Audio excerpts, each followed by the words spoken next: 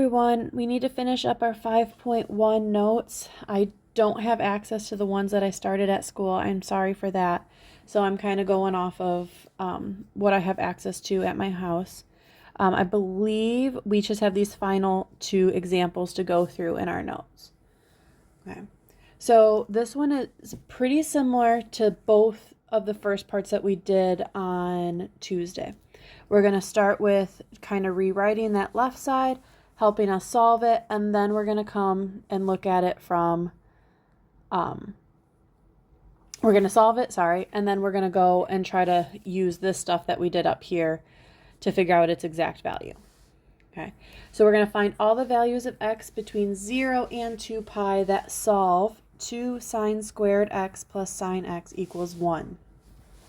Okay, so the first thing I see is that I have this squared up here, and I have a sine, I have a squared, and then I have a sine, and then I have equals 1.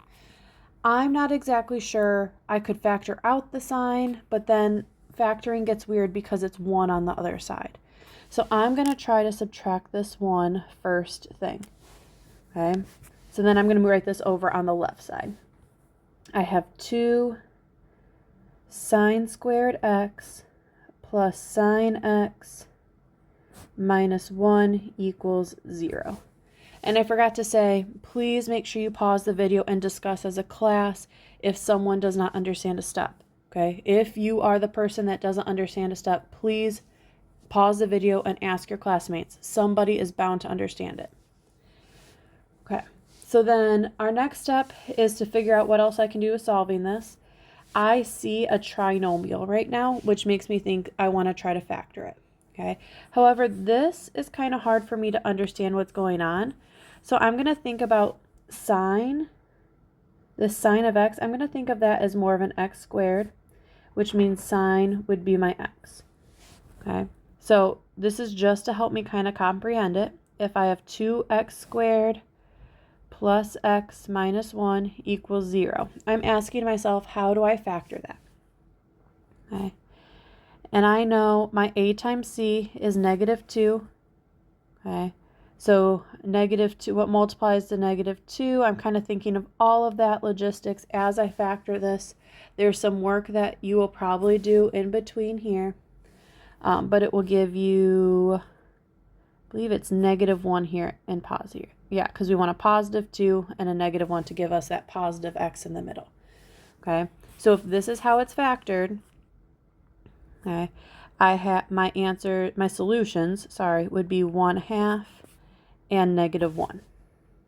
Okay, I need to take those solutions back over here, okay, to that orange part. Okay, so then if that's true, then I have, now think about how my x equals sine of x. Okay, so I have sine of x equals 1/2 and sine of x equals -1.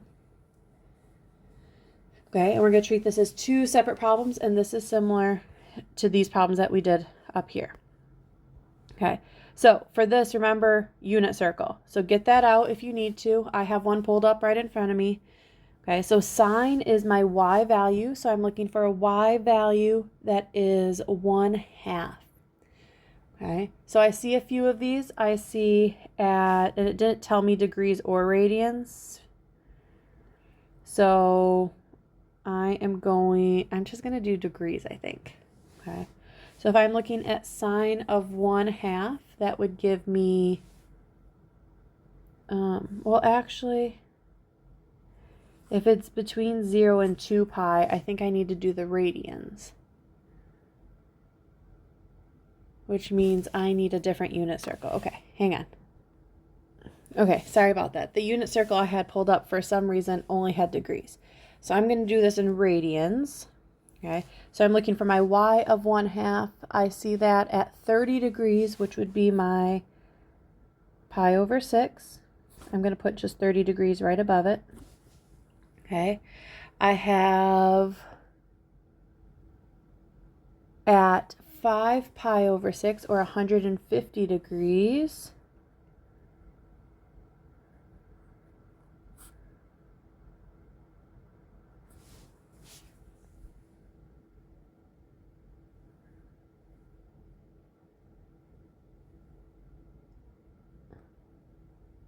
Okay, and that's all I see.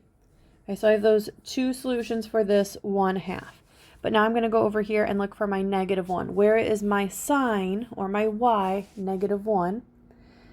And that is just going to give us our 3 pi over 2, which is 270 degrees. Okay, so in this case, we have 3 solutions: pi over 6, 5 pi over 6, and 3 pi over 2. Okay. Okay, hopefully that makes sense as to how we factored it and then took it back and solved those 2 pieces. Okay, let's try another one. Okay. Find all solutions between 0 and 2 pi to the trig equation cosine to the third x over sine x equals cotangent x. Okay, so let's think about what we know. What if, I don't know, what if we rewrote this cotangent? Okay, so I'm going to rewrite, and right now, I'm going to be honest with you guys, I have no idea how to solve this. I am just trying something. Okay, so cosine to the third x over sine x is going to be equal to cotangent is cosine over sine. So cosine x over sine x. Okay. And I'm thinking we should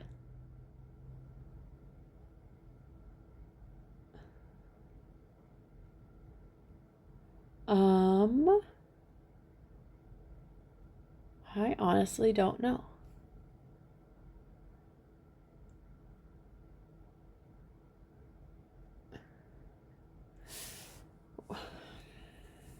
What if I rewrote, what if I got rid of my fraction? Because that's really what's messing me up right now. So what if I did times sine of x on both sides? Oh, yep, that makes sense. Okay. So if I multiply by sine of x on both sides, that's going to get rid of all of these. So we're going to have cosine to the third x equals cosine x.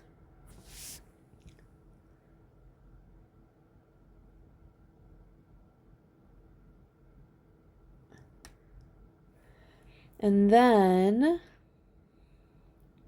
what if we took it a step further? This third is really messing with me, so I'm not exactly sure. What if we divided both sides? Oh, okay. What if we divided both sides by cosine x? Okay, because what that's going to do is if I have 3 cosines over 1 cosine, that's going to leave me with my 2 cosines, which we see that a lot. And on the other side, if I have cosine over cosine, that's going to give me my 1. Okay, so now we're trying to figure out where cosine squared x equals 1. Well, let's get rid of the squared. So take the square root. That would be cosine x equals plus or minus 1. And we can use our unit circle for this. So if cosine x equals 1, let's see, so I'm looking for where my x value on my unit circle, my x value, that is 1. There's only one spot for that. That's, well, 1. So it's going to be 0/2 pi. Remember, those are the same values. Or 0/360 degrees. Okay. And then we will do cosine x equals -1. So I'm looking for, on my unit circle, where is my x equal to -1? Okay. And that's on the other side.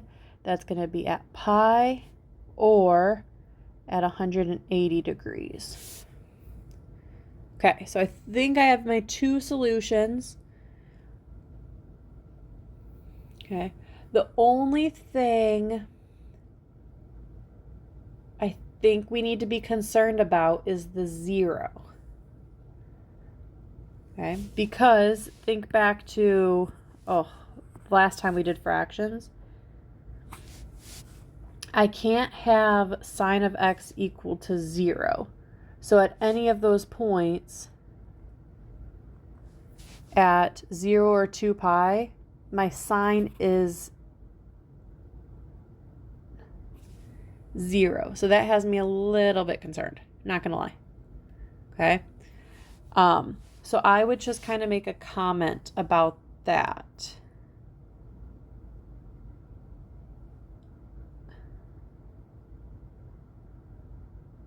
Or actually, let's try it. Because of that, let's try it.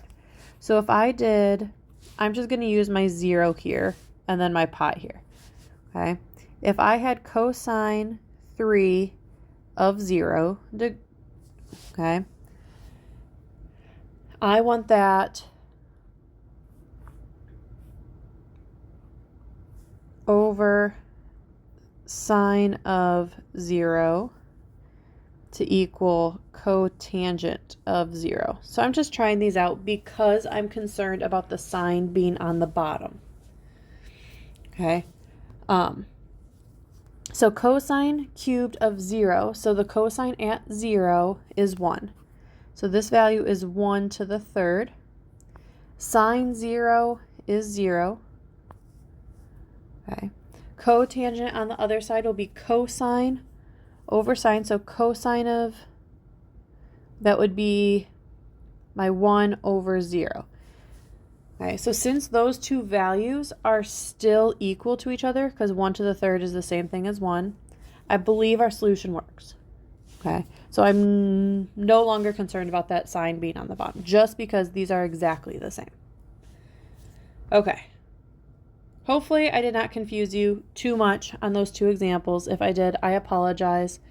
Try to go through and remember it's all about like that movement and seeing what you can do.